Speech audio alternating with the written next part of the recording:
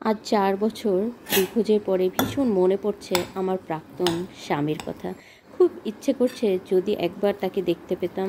আমি মিম ভালোবেসে বিয়ে করি ফুয়াদ নামের একজনকে। আমাদের সংসার ছিল ৫ বছরের। আমাদের ছোট্ট একটা রাজকন্যাও আছে যার নাম রিয়া। শুধু ওর মুখের দিকে তাকিয়ে অনেক নির্যাতন লাঞ্ছনার শিকার হয়েছিলাম আমার স্বামীর হাতে। হয়তো একবেলা খাবার মিস গেল আমার স্বামীর, কিন্তু পিঠে মার মিস হতো না। বিয়ের আগে আমরা দুইজনকে অনেক ভালোবাসতাম, একে অপরকে ছাড়া থাকতেই পারতাম না। একদিন বাসার কাউকে না জানিয়ে আমরা বিয়ে করে ফেলি। এক পর্যায়ে ফুয়াদের বাবা মা মেনে নেয় আমাদের বিয়েটা। তারপর কিছুদিন যেতে না যেতেই আমাদের কোল জুড়ে চলে আমাদের একমাত্র সন্তান। হঠাৎ দেখতে পেলাম ফুয়াদ অনেক চেঞ্জ হয়ে গেছে। আমাকে সময় দেয় না, সারাক্ষণ ব্যস্ত থাকে মোবাইলের দিকে, চ্যাটিং কথা বলা নিয়ে। যদি আমি কিছু বলতে যাই তখনই আমার পিঠে মার ধরে কে।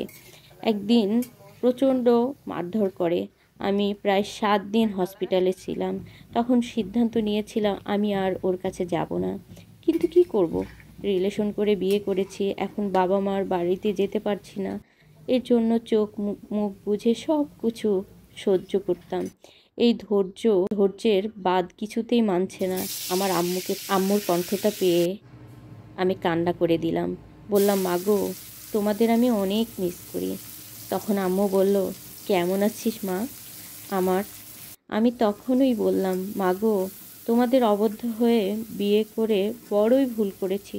হয়তো তোমাদের কথাটা যদি শুনতাম তাহলে আজকে আমার এই দুর্দশা হতো না। তখনই আম্মু বলে উঠল, তোর যদি কোনো সমস্যা হয় তুই বাড়ি চলে আয় মা, কিন্তু একা আসবি, আর কাউকে নিয়ে আসবি না। তখনই বললাম, আম্মু, তেমনি আমারও একটা যে সন্তান আছে, তাকে ছেড়ে আমি কিভাবে থাকতে পারবো বলো? হয়তোবা তোমাদের এই মেয়ে অনেক আগেই মারা যেত, শুধুমাত্র বেঁচে আছি আমার সন্তানের মুখের দিকে তাকিয়ে। কিভাবে ওকে ছাড়া তোমাদের বাড়িতে যাই বলো? আচ্ছা যাই হোক, তোর বাবাকে আমি ম্যানেজ করব, তুই তোর মেয়েকে নিয়ে বাড়িতে চলে আয়। আমার কথাটা শুনে আমার কলিজাটা ঠান্ডা হয়ে গেল। কিছুক্ষণ পর আমার স্বামী বাড়ি থেকে বের হলো, আর এই সুযোগেই আমি মেয়েটাকে নিয়ে চলে গেলাম বাবার বাড়িতে। যাওয়ার পরে আমার স্বামী অনেক কল দিয়ে আমাকে বলল আমাদের বাড়িতে আর আসা লাগবে না। আমিও নিশ্চুপ হয়ে ফোনটা কেটে দিলাম। কিছুদিন যেতে না যেতেই দেখলাম একটা পেপার আসলো, আর ওই পেপারে সিগনেচার করা আছে। এখন হয়তো আমি সিগনেচার করে দিলেই হয়ে যাবে আমাদের বিচ্ছেদ।